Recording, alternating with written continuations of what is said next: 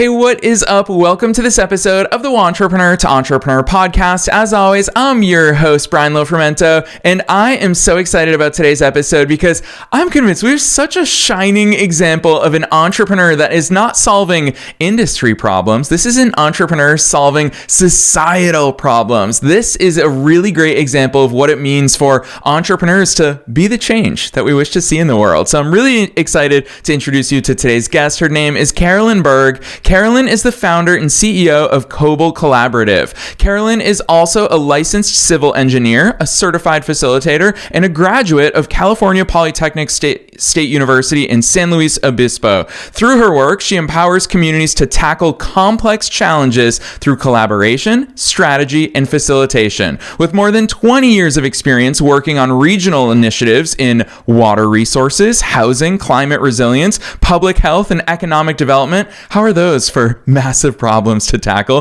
Carolyn has built a career around bringing diverse stakeholders together to solve problems that no single organization can solve alone. Before founding Koble Collaborative, Carolyn spent 16 years in public service, leading multi-agency partnerships and regional initiatives. She launched Koble Collaborative to create a new kind of platform, one focused on helping communities navigate that complexity, strengthen partnerships, and move from shared vision to real-world implementation. I would argue so many of these things that it takes a pioneer, it takes an innovator, and it takes an entrepreneur to do. So I'm excited about this one. Let's dive straight into my interview with Carolyn Berg.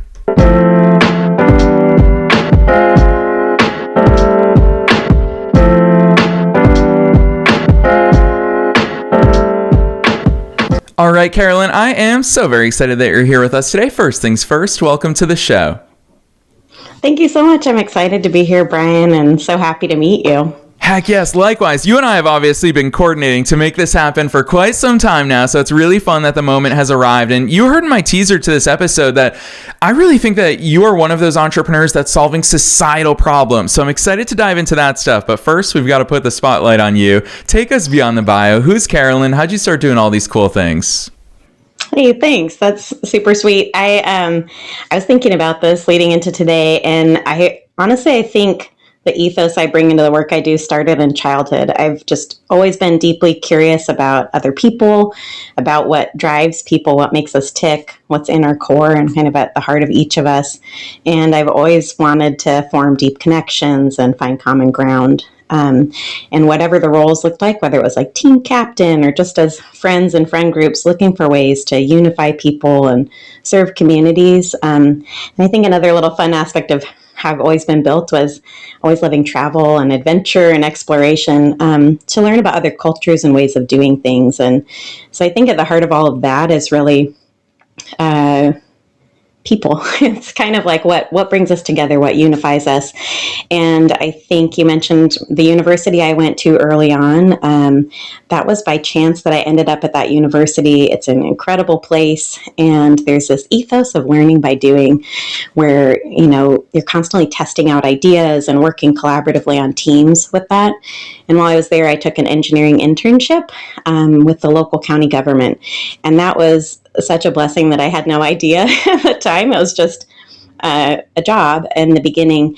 But as I got into it, I worked there on a 3-year internship all through school, and just it opened up worlds to me I never even knew I wanted opened. I wasn't really sure what to do in the world of engineering or where my best fit would be. But there I found a lot of mentors and saw different leadership styles and was given projects and initiatives to lead that really helped to shape me. And I think all of those, in the beginning, it sort of led to an imposter syndrome thing of feeling like I wasn't a normal engineer, but I always felt myself gravitating towards the people side of the challenge, away from the technical and into the people.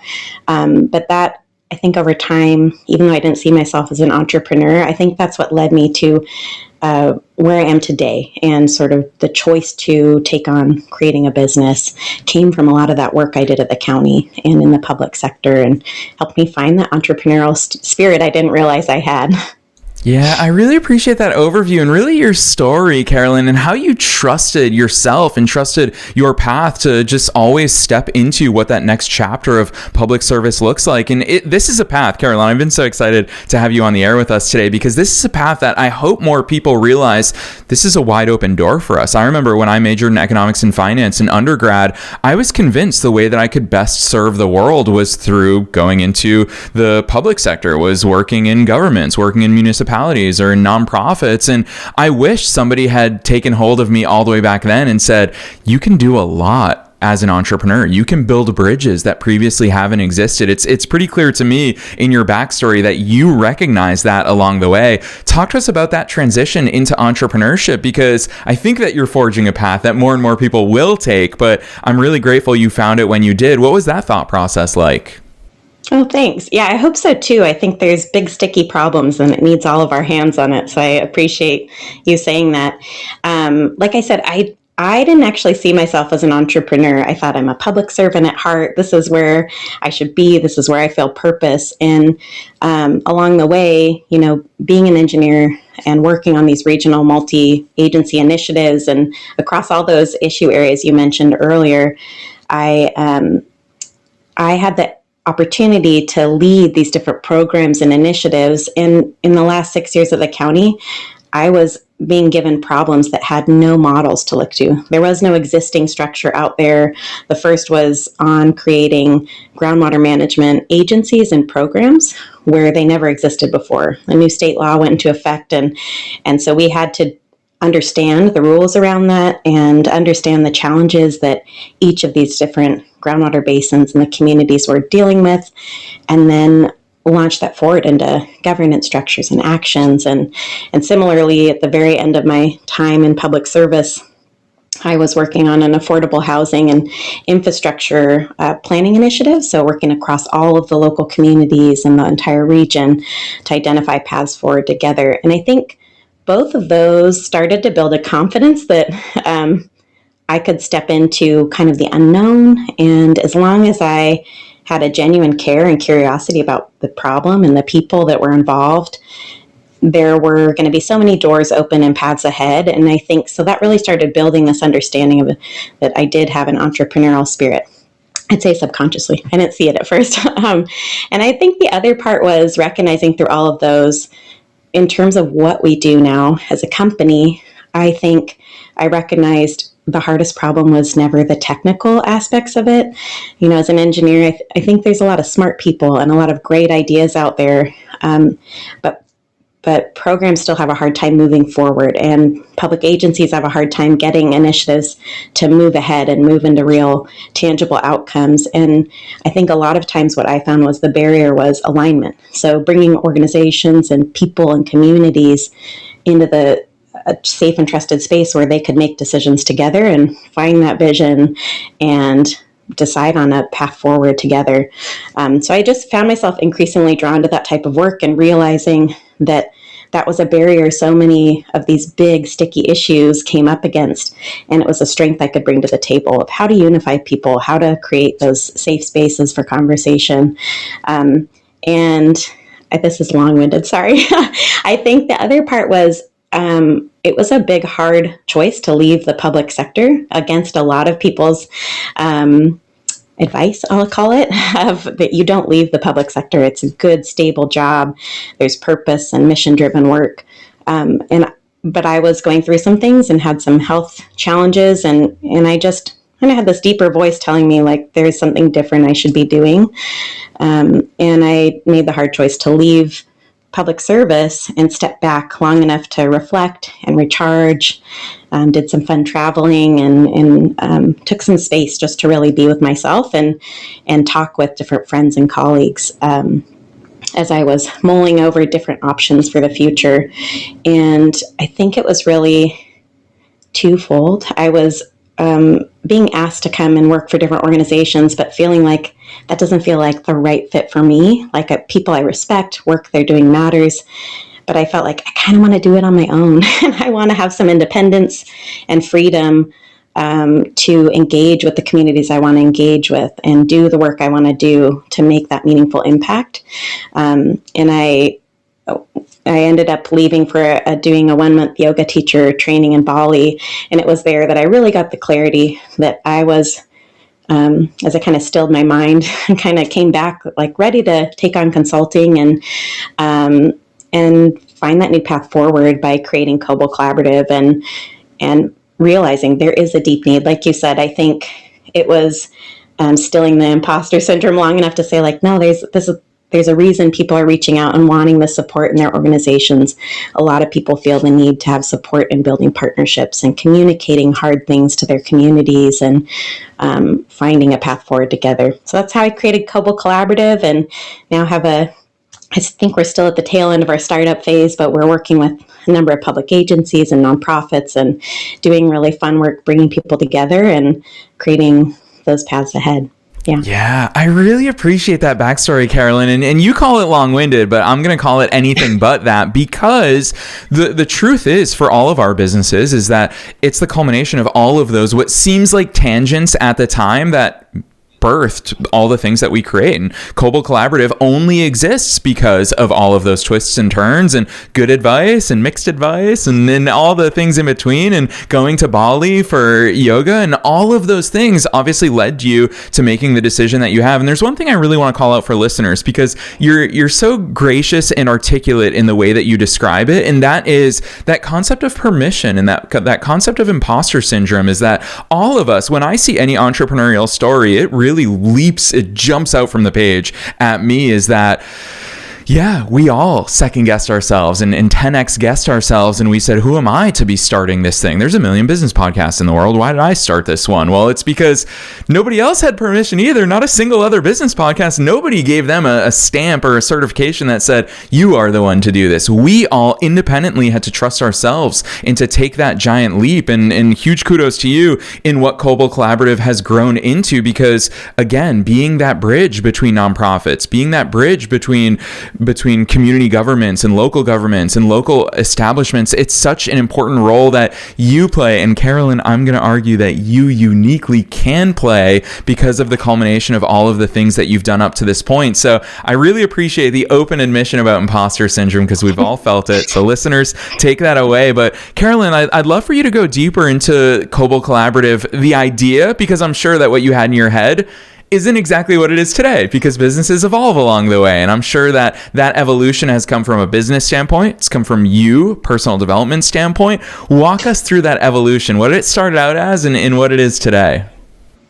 Oh, great question. I have a deep belief in the purpose and value of language. And for me, one of the big things was naming it, which might sound strange, but that felt like that was helping me hone the purpose. Like, what am I doing here? Why am I starting a company?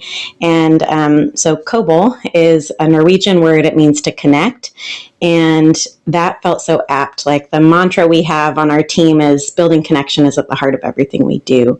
And that deals with building connection across our own team, with our clients and the communities they serve, across ideas and sectors. So that really, I think, has always been at the heart, and that's not changed since the beginning. But what we've done is we've refined the understanding of that. So when we started Koble Collaborative with that, deep belief that I think communities are stronger when they're working together. That's really the essence of it is. And then, we're looking to build those more resilient communities by helping instill trust and shared purpose and common action.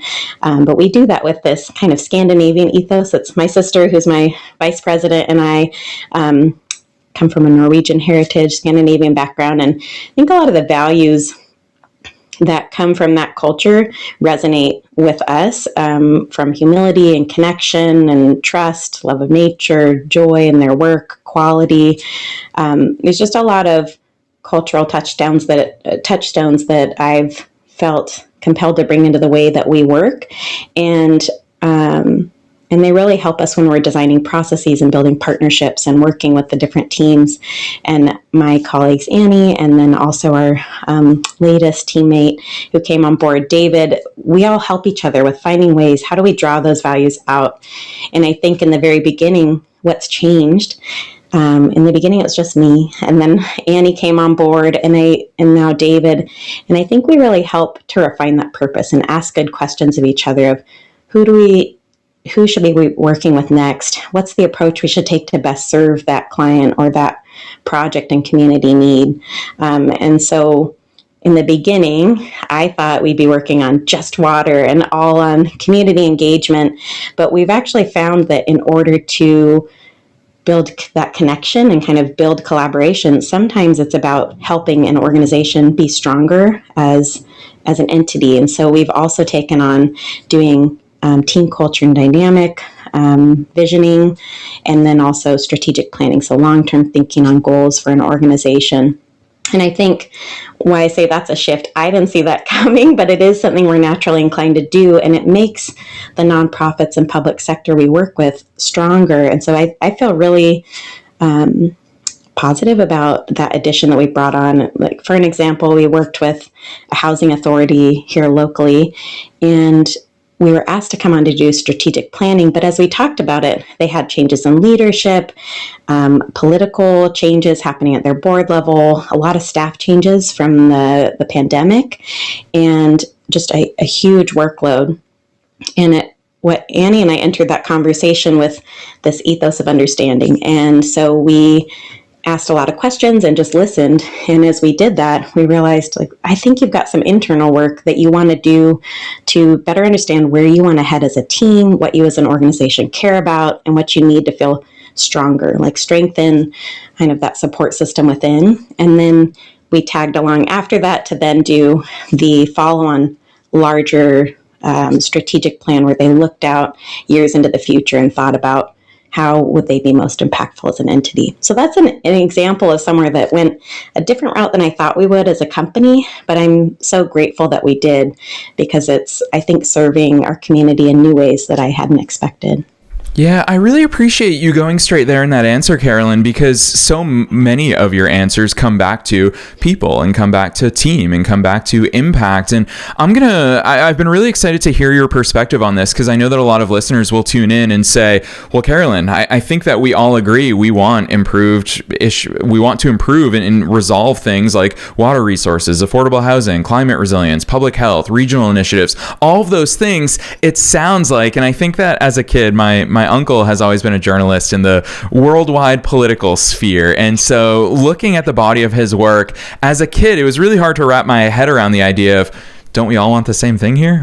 Don't we all want affordable housing? Don't we all want the world to be a better place? And obviously in adulthood, I found that, yes, I do believe, actually, I obviously am an eternal optimist. Carolyn, I think you join me in large parts of that. And so I do believe that we all want the same things. And it's just this complex issue of humans and this complex issue of teams and pulling in the same direction that really bogs us down from getting to where it is that we want to be. You play such a key role in bringing that to the table and facilitating that, because ultimately, obviously, it's up to each of us to arrive there. But the fact that you use your skill set to help facilitate that, what's your take on that? Because people sometimes do get frustrated that we as a society, with so many smart people, we can't solve these issues. Talk to us about where we get it wrong.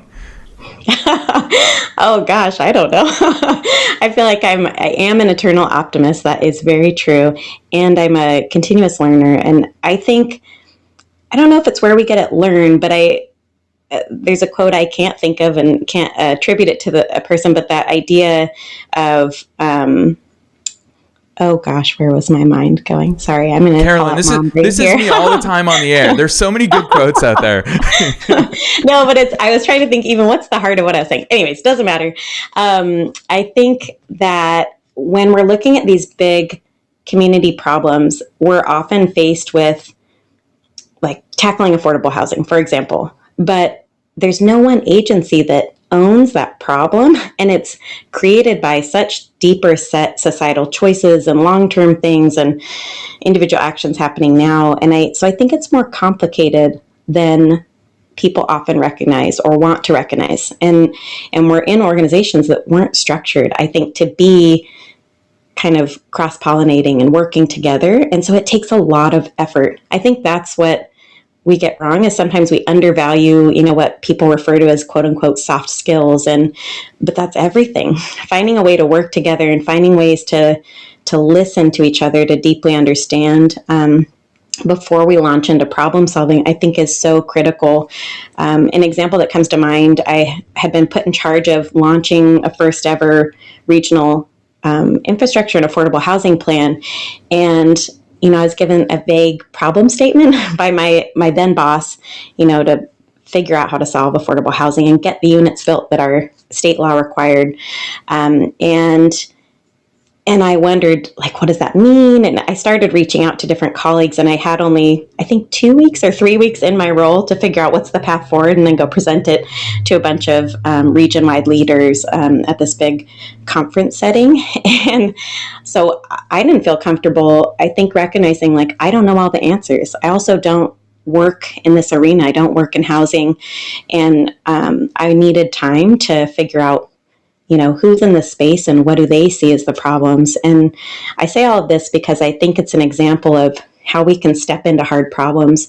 I went out and set up interviews with each of our city governments, with city managers, planning directors, public works directors, just anyone who's touching the problem, who might have a big opinion or thoughts about it, an informed mindset around it. Went and sat down with each of them and asked questions. What challenges did they see? What opportunities did they see? What did they think the problem was? And where did they think we should be heading? And what that did was it gave me a wider lens on the issue we were talking about and a lot of different perspectives on how to move forward. And I went out and talked to private industry and different nonprofit partners. And the whole idea was trying to open my mind that knowing I don't know all the answers, and certainly I'm going to need the strength of many to be involved in this process, I needed to hear what they were thinking about and be respectful of that and be humble enough to know that I think there's so many people that will do work that matters to solving, as an example, affordable housing over the long term. And so making space for those conversations and then stepping back to take in the big picture. And I think that's an important view too, is that systems thinking of, now that I've heard from many different people, what are some common elements I heard? And how do I tease those out with the leaders that were involved and kind of create a core group of partners that I could work with throughout the life of the project. But that's an example, I think, of that early listening and recognizing we don't know everything. You don't know what you don't know, and making space to learn more about the whole picture and then step into creating relationships and I think building trust, which over 2 years on that project made all the difference because people felt like then they could speak openly about whatever was on their mind, and it made the project richer over the long term. Carolyn, hearing the way you walk through your process and work through your process, what I hear as someone who, I've been an entrepreneur since I was a teenager. I've obviously interviewed thousands of entrepreneurs. And what I'm really hearing is the removal of ego. I think that it's really easy in today's world to believe that being a leader or being a business owner or an entrepreneur means that we have the answers. And it's really clear to me, you called it out early in that answer, is I don't even try to find the solution. The very first step is I'm just going to solicit thoughts and ideas, and I'm just going to listen to so many people long before I ever hit the whiteboard and start to even try to come up with solutions. And I think that that's a superpower. And I found that for me, just starting so young, I was so naive when I started. I think that it comes with maturity in life and in business. I think that it really is that open recognition of, actually, I don't have any answers at all. These days when people ask me about starting a business, I'm just like, I have no idea. You just have to try things. I could tell you exactly what I did, but there's no guarantee it's going to work here in 2026. And I think it is that willingness to listen, to experiment, to solicit feedback and ideas from so many different people. Although I'm going to interject one of my favorite ever business quotes because it's a big caveat, and that's Henry Ford once said, if I would have asked my customers what they wanted, they would have said a faster horse. And so, Carolyn, it's not just about soliciting feedback and listening to ideas. It's also about asking the right questions, getting the right perspectives. That clearly is something that you've practiced throughout your career, and it's one of your superpowers these days. When you solicit feedback and ideas from people, when you listen to people, what is that question framing that you use to get the good stuff out of them? Yeah, that's a great question. I think you're probably very savvy at this and good at it. I think it's stepping back and thinking where I am in the project. So I just gave you an example of the very beginnings of identifying an issue and trying to figure out, how and if we're working together, what does that look like?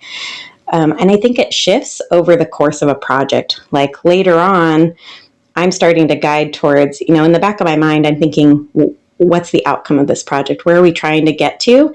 And how do I help ask questions that make sure I'm informed and bringing in perspectives that matter? And also that people are coming along and starting to, chart their own path towards the outcome I see us needing to get to. I don't know the specific, like in this example, I wanted to create sort of an easy first step, an easy hard first step, where all of the elected officials were asked to adopt one common vision. So 40 elected officials across all of the regional agencies.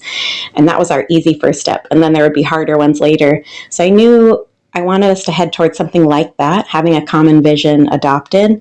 And so the questions guide towards that without knowing what it will specifically look like, or being ready to adapt if it seems like it's needed. But I try to tailor questions along the way that help bring us all to the common fold, because everyone's driven by their own agency or roles, and so I try to ask questions that help get someone out of, where they feel obligated to go because of their role in an agency or something. I try to ask questions that get at the heart of a challenge or at the heart of what matters to the effort, and try to get them to take off their hat sometimes so that I think one of the challenges we all deal with is like feeling like I need to represent the agency I'm with or the problem I think I see.